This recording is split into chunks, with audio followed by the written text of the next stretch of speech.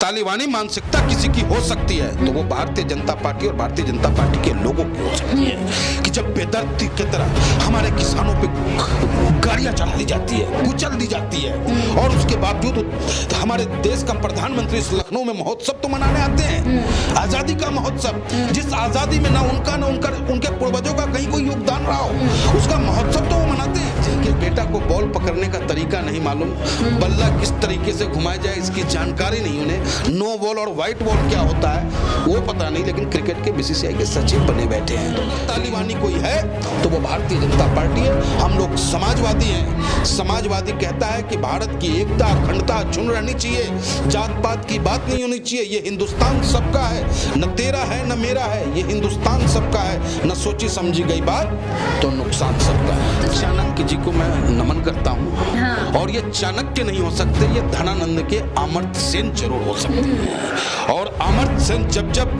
सक्रिय हुआ है धनानंद का विनाश हुआ है और भारतीय जनता पार्टी अब उल्टी गिनती उसकी शुरू हो चुकी है। ये सरकार इसलिए छा गई क्योंकि इनके सरकारों में साधु संतों की सरकार में साधु संतों की हत्याएं हो रही है, इनकी सरकार में ब्राह्मणों की हत्याएं हो रही है। क्योंकि उत्तर प्रदेश की जनता कह रही है कि गलती से हुआ मिस्टेक, भैया आ जाओ अखिलेश, और उत्तर प्रदेश की जनता त्राही त्राही कर रही है। बेरोजगारी कहाँ पहुंच गया, महंगाई का क्या आलम है, दीपावली जैसे त्योहारों में लोगों के चेहरे पे खुशहाली नहीं होना, घरों में त्योहार जैसा उत्सव नहीं होना, ये दर्शाता है कि आने वाला 2022 का चुनाव विकास पुरुष आदरणीय अखिलेश यादव का होगा। जनता से आप पूछे, जनता कहता है कि 100% नहीं 110% अखिलेश अखिलेश अखिलेश।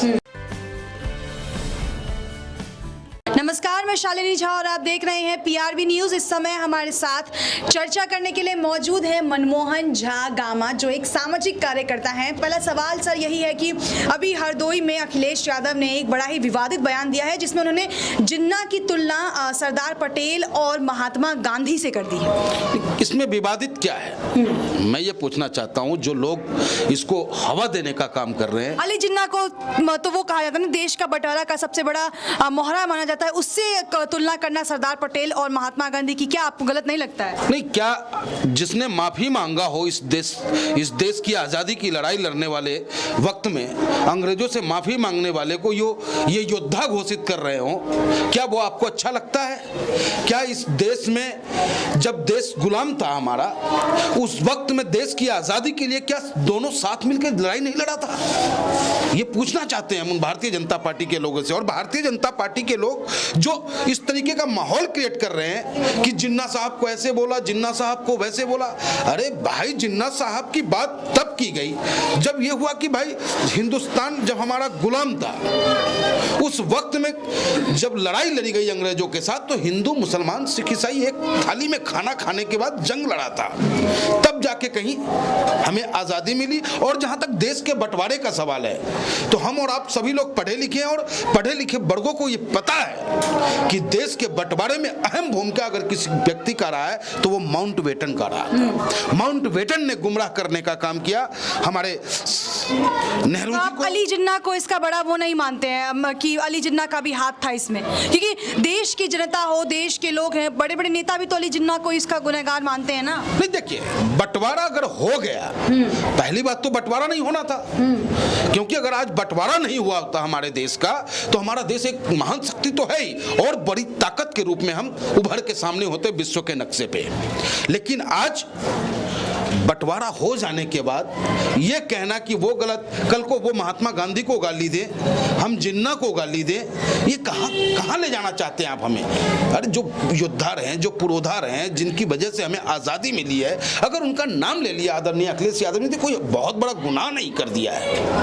कह रहे हैं जो अभी ट्विटर पर भी ट्रेंड कर रहा था जिन्ना प्रेमी अखिलेश, उसके बाद बीजेपी ने जो है एक कार्टून के जरिए अखिलेश को जिन्ना प्रेमी बता दिया है। इसके पीछे कहा जा रहा है कि क्या मानसिकता है, तालिबानी मानसिकता कही जा रही है अखिलेश की सोच को। अगर तालिबानी मानसिकता किसी की हो सकती है तो वो भारतीय जनता पार्टी और भारतीय जनता पार्टी के लोगों की हो सकती है कि जब बेदर्दी की तरह हमारे किसानों पे गाड़ियां चढ़ा दी जाती है, कुचल दी जाती है और उसके बावजूद हमारे देश का प्रधान प्रधानमंत्री इस लखनऊ में महोत्सव तो मनाने आते हैं, आजादी का महोत्सव, जिस आजादी में ना उनका ना उनके पूर्वजों का कहीं कोई योगदान रहा हो, उसका महोत्सव तो वो मनाते हैं। लेकिन हमारे देश के किसानों को जो कुचला गया, उसी लखनऊ से चंद कदमों की दूरी पे वो बैठा व्यक्ति था, वो पीड़ित परिवार था। लेकिन माननीय प्रधानमंत्री जी के मन से, मुख से एक अफसोस शब्द नहीं निकला, शोक संवेदनाएं नहीं निकली, और नहीं अब तक भारतीय जनता पार्टी का कोई नेता उस पीड़ित परिवार से जाके मिलने का काम किया। तो अगर तालिबानी कोई है तो वो भारतीय जनता पार्टी है। हम लोग समाजवादी हैं। समाजवादी कहता है कि भारत की एकता, अखंडता अक्षुण्ण रहनी चाहिए, जात पात की बात नहीं होनी चाहिए, ये हिंदुस्तान सबका है, न तेरा है न मेरा है, ये हिंदुस्तान सबका है, न सोची समझी गई बात तो नुकसान सबका है। तो सर, ये अचानक से एक प्रेम उभरना जिन्ना के लिए अखिलेश के मन में, ये क्या है? मतलब लोग तो सवाल ही करेंगे ना इसको लेकर। अचानक से प्रेम उमड़ना, अरे कोई बात आई होगी, हमारे नेता, हमारे महबूब आदमी, लेकिन सरदार पटेल और महात्मा गांधी जैसे नेताओं से तुलना करना जिन्ना की, ये तो एक अपने आप में ही बड़ी बात है। नहीं, सरदार पटेल जी, हमारे सरदार पटेल कैसे बने? सरदार की उपाधि उन्हें किसने दी? लौह पुरुष वो कैसे बने? क्या उन्होंने गोली चला के लौह पुरुष की उपाधि ली थी?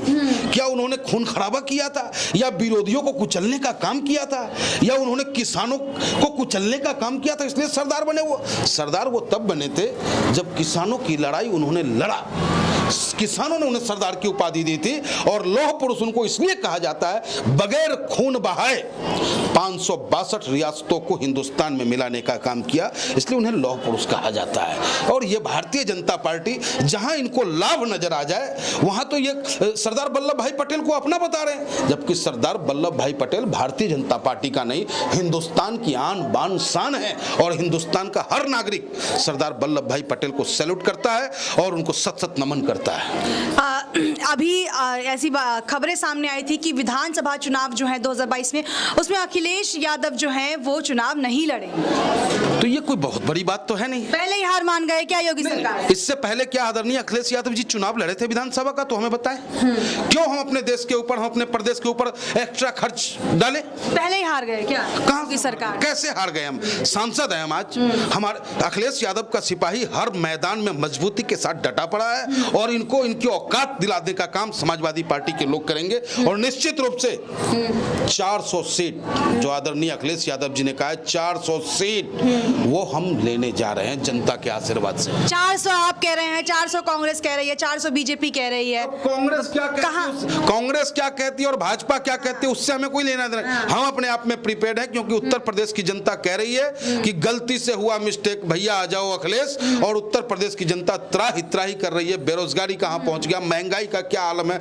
दीपावली जैसे त्योहारों में लोगों के चेहरे पे खुशहाली नहीं होना, घरों में त्योहार जैसा उत्सव नहीं होना, यह दर्शाता है कि आने वाला 2022 का चुनाव विकास पुरुष आदरणीय अखिलेश यादव का होगा। ठीक है, अभी एक खबर आई है सामने कि एक्टिव हो गए हैं अमित शाह, जिन्हें चाणक्य नीति कहा जाता है, जिनका दिमाग चाणक्य से, जिसकी दिमाग की तुलना चाणक्य से की जाती है, वो अब आजमगढ़, जिसे अखिलेश का गढ़ कहा जाता है, वहां पहुंच गए हैं। क्या लग रहा है, क्या देखने को मिल सकता है? क्योंकि अपने आप में ही अब जहां जाते हैं वहां जीत तो तय हो जाती है उनके जाने से। चाणक्य जी को मैं नमन करता हूं। हाँ। और ये चाणक्य नहीं हो सकते, ये धनानंद के अमर्त्य सेन जरूर हो सकते हैं। और अमर्त्य सेन जब जब सक्रिय हुआ है, धनानंद का विनाश हुआ है, और भारतीय जनता पार्टी अब उल्टी गिनती उसकी शुरू हो चुकी है। ऐसा कुछ नहीं कि अमित शाह जी ने कह दिया तो फाइनल है। एक गृह मंत्री हमारे सरदार वल्लभ भाई पटेल रहे कि उनके परिवार को नहीं पता था कि हमारा